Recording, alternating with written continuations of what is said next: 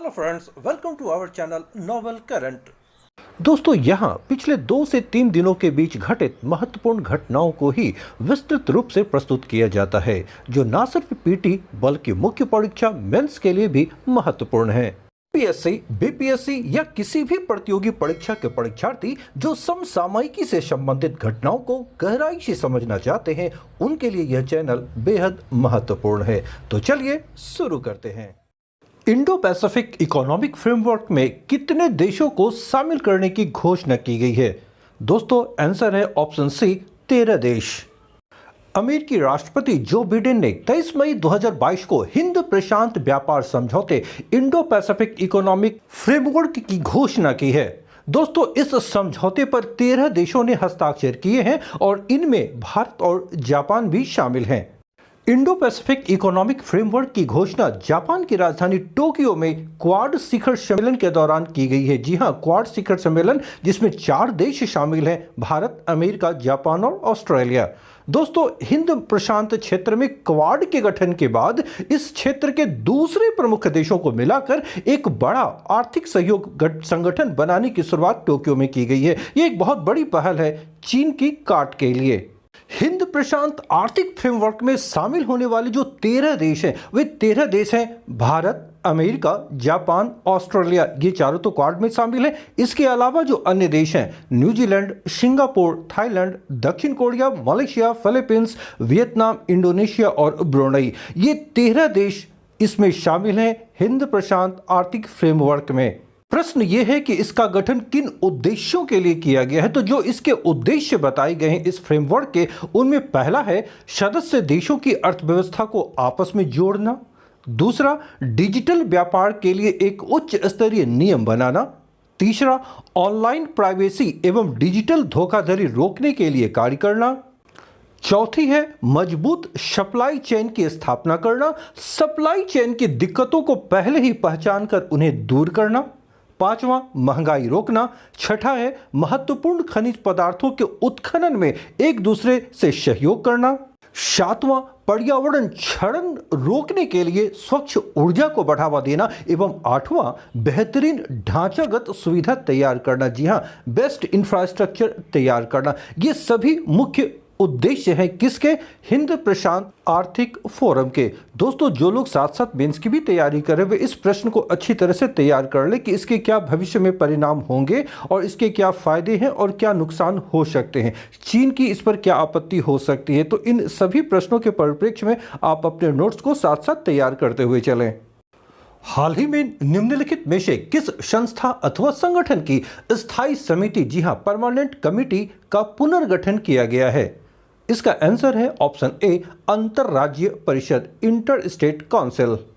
हाल ही में गृह मंत्रालय ने अंतरराज्यीय परिषद की स्थायी समिति का पुनर्गठन किया है। पुनर्गठित स्थायी समिति में 13 सदस्य होंगे। जी हां, 13 मेंबर होंगे और गृह मंत्री अमित शाह इस स्थायी समिति के अध्यक्ष होंगे। इसे ध्यान में रखिएगा कि अंतरराज्यीय परिषद की जो स्थायी समिति बनाई गई है, इसके अध्यक्ष कौन है? तो वे हैं गृह मंत्री अमित शाह। कितने सदस्य होंगे इस समिति में? तो 13 सदस्य। दोस्तों, स्थायी समिति के इन 13 सदस्यों में 5 कैबिनेट स्तर के मंत्री हैं। तो इनमें एक गृह मंत्री अमित शाह के अलावा 4 जो अन्य केंद्रीय मंत्री हैं, वे हैं वित्त मंत्री निर्मला सीतारमण, कृषि मंत्री नरेंद्र सिंह तोमर, सामाजिक न्याय और अधिकारिता मंत्री वीरेंद्र कुमार और जल शक्ति मंत्री गजेंद्र सिंह शेखावत। ये सभी 5 कैबिनेट स्तर के मंत्री हैं।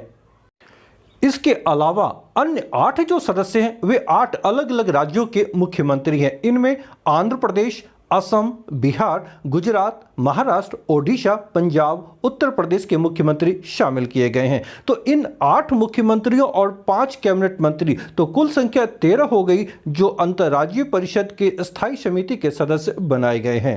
अब प्रश्न ये है कि जिस स्थायी समिति का पुनर्गठन किया गया उसके कार्य क्या हैं? तो इनके कार्यों में शामिल है, पहला, स्थायी समिति को अंतरराज्य परिषद से संबंधित मामलों पर लगातार विचार विमर्श करना होता है, ये पहला कार्य है इनका। दूसरा, परिषद की सिफारिशों का, यानी अंतर्राज्यीय परिषद की जो सिफारिशें होती हैं वो को लागू करने की प्रक्रिया पर भी इसकी नज़र रहती है कि वो कैसे लागू की जा रही है। नंबर 3, इसके अलावा परिषद या इसके अध्यक्ष की ओर से भेजे गए मामलों पर भी यह निरंतर विचार करती है। तो ये 3 मुख्य कार्य हैं अंतर्राज्यीय परिषद की स्थायी समिति के। दोस्तों, इसके अंतर्गत जो प्रमुख तथ्य याद रखने योग्य है, जो पीटी एग्जाम के दृष्टिकोण से भी महत्वपूर्ण है, और अगर आप मेंस भी दे रहे हो तो वहां पर भी जब आंसर आप लिखेंगे तो संपूर्ण जानकारी आपके पास होनी चाहिए। तो ध्यान रहे कि सरकारीय आयोग की सिफारिशों के बाद 28 मई 1990 को राष्ट्रपति के आदेश के द्वारा अंतर्राज्यीय परिषद का गठन किया गया था। यानी इसका गठन कब हो रहा है? मई 1990 में। यह एक स्थायी निकाय है। ध्यान रहे, यह एक स्थायी निकाय है और संविधान के अनुच्छेद 263 के तहत इसका गठन किया गया है। तो यह भी ध्यान रखें कि संविधान का कौन सा आर्टिकल? 263, जिसके तहत इसका गठन किया गया है। किसका? अंतर्राज्यीय परिषद का। हाल ही में किस बीमारी ने अपना रौद्र रूप दिखाते हुए पूरी दुनिया को चिंता में डाल दिया है? दोस्तों, इसका आंसर है option B, monkeypox. Coronavirus अभी दुनिया में खत्म भी नहीं हुई थी कि इसी बीच मंकी पॉक्स का प्रकोप तेजी से पूरे विश्व में बढ़ने लगा है। दोस्तों, इस खतरनाक बीमारी ने विश्व भर में एक नई चिंता पैदा कर दी है। अभी तक दुनिया भर में मंकी पॉक्स के 90 से भी ज्यादा मरीज मिल चुके हैं और यह बीमारी मात्र 15 दिनों के अंदर 15 देशों में फैल गई है। जिन देशों में मंकी पॉक्स ने पांव पसारे हैं उन देशों में America, Australia, Israel, United Kingdom के अलावा जो अन्य यूरोपीय देश हैं उनमें जर्मनी, पुर्तगाल, Italy, Sweden, France, Spain, Belgium, Netherland, Austria, Switzerland आदि 15 देश टोटल शामिल हैं। तो इन 15 देशों में मंकी पॉक्स ने अपना कहर दिखाना आरंभ कर दिया है। 2 हफ्तों के अंदर ही केसों की संख्या 100 से पार पहुंच चुकी है। राहत की बात बस इतनी सी है कि इस बीमारी से अब तक एक भी मौत की पुष्टि नहीं हुई है। WHO वर्ल्ड हेल्थ ऑर्गेनाइजेशन यानी विश्व स्वास्थ्य संगठन के मुताबिक मंकी पॉक्स एक ऑर्थोपॉक्स वायरस है। ध्यान रहे, कौन सा वायरस है? ऑर्थोपॉक्स वायरस है, जो चेचक की तरह का ही है। यह पहली बार, यानी जो मंकी पॉक्स के वायरस है या मंकी पॉक्स पहली बार 1958 में एक बंदर में पाया गया था और इसके संक्रमण की पुष्टि जो पहली बार 1970 में एक इंसान में हुई थी। मंकी पॉक्स का संक्रमण जिन अंगों में होता है विशेष रूप से उनमें आंख, नाक और मुंह शामिल है, जिनके जरिए ही ये फैलती है। साथ ही यह बीमारी व्यक्ति के कपड़े, बर्तन एवं बिस्तर को छूने से भी फैलता है। दोस्तों, इसके अलावा बंदर, चूहे, गिलहरी जैसे जानवरों के काटने से या उनके खून एवं बॉडी फ्लूइड्स को छूने से भी मंकी पॉक्स आसानी से फैल सकता है। तो बस सावधानी ही इसके बचाव का एक मुख्य उपाय है। हाल ही में विनय कुमार सक्सेना को किस केंद्र शासित प्रदेश का उपराज्यपाल LG अर्थात लेफ्टिनेंट गवर्नर नियुक्त किया गया है? आंसर है ऑप्शन ए, दिल्ली। विनय कुमार सक्सेना को 23 मई 2022 को दिल्ली के नए उपराज्यपाल LG के रूप में नियुक्ति की गई है। दोस्तों, पिछले दिनों 18 मई 2022 को अनिल बैजल निजी कारणों से दिल्ली के उपराज्यपाल पद से इस्तीफा दे दिया था। तब से यह पद खाली थी। विनय कुमार सक्सेना दिल्ली के 22वें उपराज्यपाल बने हैं। जी हां, 22nd LG हैं वे दिल्ली के।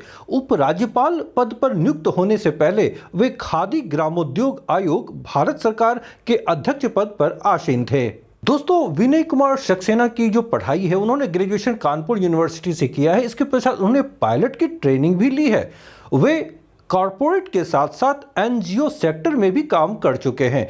दिल्ली के नए उपराज्यपाल इससे पहले मध्य प्रदेश, गुजरात और राजस्थान में सरदार सरोवर परियोजना में भी अपना महत्वपूर्ण योगदान दिया था। उन्होंने जल संसाधन विकास के क्षेत्र में सामाजिक कुप्रथाओं से लड़ने एवं आपदा प्रबंधन सहायता के क्षेत्र में भी महत्वपूर्ण कार्य किया है।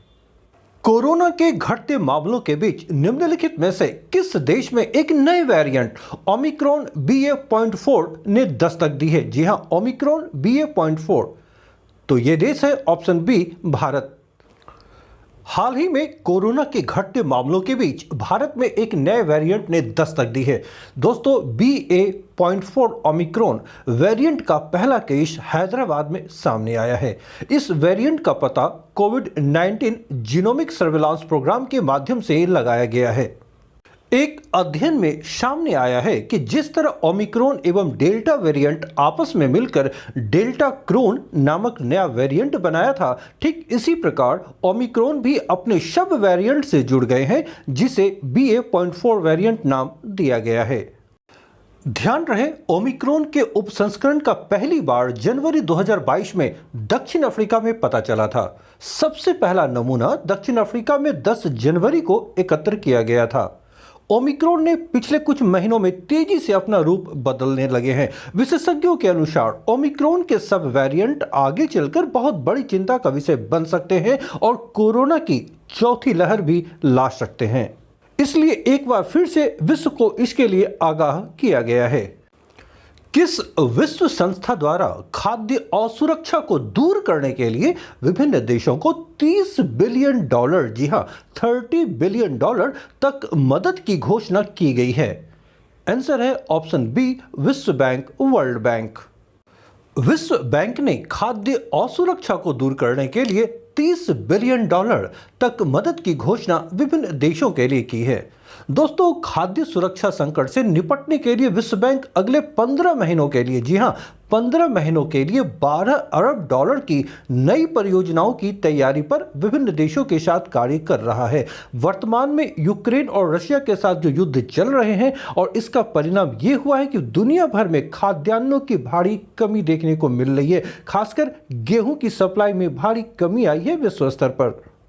विश्व बैंक समूह के अध्यक्ष डेविड मालपास ने कहा है कि खाद्य कीमतों में वृद्धि का सबसे विनाशकारी प्रभाव गरीब और सबसे कमजोर लोगों पर अधिक पड़ता है। डेविड मालपास, ध्यान रहे, ये अमेरिकी नागरिक हैं और विश्व बैंक के 13वें अध्यक्ष भी हैं। डेविड मालपास विश्व बैंक के अध्यक्ष हैं वर्तमान में, ये ध्यान में रहे। साथ ही इन तथ्यों को भी ध्यान में रखें। विश्व बैंक की स्थापना कब हुई थी? तो यह हुई थी जुलाई 1944 में। इसका मुख्यालय कहाँ है? तो वाशिंगटन DC, जो संयुक्त राज्य अमेरिका की राजधानी है, वहां पर। कितने देश इसके सदस्य हैं? तो वर्तमान में विश्व बैंक के 189 कंट्रीज इसके सदस्य हैं। किस हाई कोर्ट ने संबंधित राज्य सरकार की बहुचर्चित मौजूदा घर घर राशन वितरण योजना को रद्द कर दिया है? आंसर है option B, Delhi. Delhi high court ने हाल ही में दिल्ली सरकार की बहुचर्चित मौजूदा घर घर राशन वितरण योजना को रद्द करने का आदेश दिया है। दोस्तों, यह योजना जो घर घर राशन वितरण योजना है, इसे मुख्यमंत्री घर घर राशन योजना के नाम से भी जाना जाता था। यद्यपि उच्च न्यायालय ने दिल्ली सरकार से कहा है कि वे नए सिरे से राशन की होम डिलीवरी की योजना आरंभ कर सकते हैं, किंतु इसके लिए वह केंद्र सरकार द्वारा मुहैया कराए गए अनाज का इस्तेमाल नहीं कर सकते। यहां यह ध्यान रखना है कि अरविंद केजरीवाल जो दिल्ली के मुख्यमंत्री हैं, उन्होंने कोविड काल से ही हर जरूरतमंद को उनके घर तक अनाज को पहुंचा दिया जाए, इस कार्यक्रम की शुरुआत उन्होंने की थी। लेकिन हाईकोर्ट ने, यानी दिल्ली उच्च न्यायालय ने, इस पर अब रोक लगा दी है। दोस्तों, यदि आप UPSC, BPSC या किसी भी स्टेट PCS की तैयारी कर रहे हो तो आपके लिए करंट अफेयर से संबंधित यह चैनल बेहद उपयोगी है। यहाँ सिर्फ महत्वपूर्ण घटनाओं को ही विस्तृत रूप में विश्लेषण के साथ प्रस्तुत किया जाता है, जो इस प्रकार की परीक्षाओं के लिए महत्वपूर्ण होते हैं। तो दोस्तों, इसे आप लाइक करें, दोस्तों के बीच शेयर करें और अगर आप नए हैं तो चैनल को सब्सक्राइब अवश्य कर लें। साथ ही साथ बेल आइकन को भी प्रेस करें ताकि हमारे सारे वीडियोस के नोटिफिकेशन आपको सबसे पहले मिल सके। मिलता हूं नेक्स्ट वीडियो में। Till then, bye.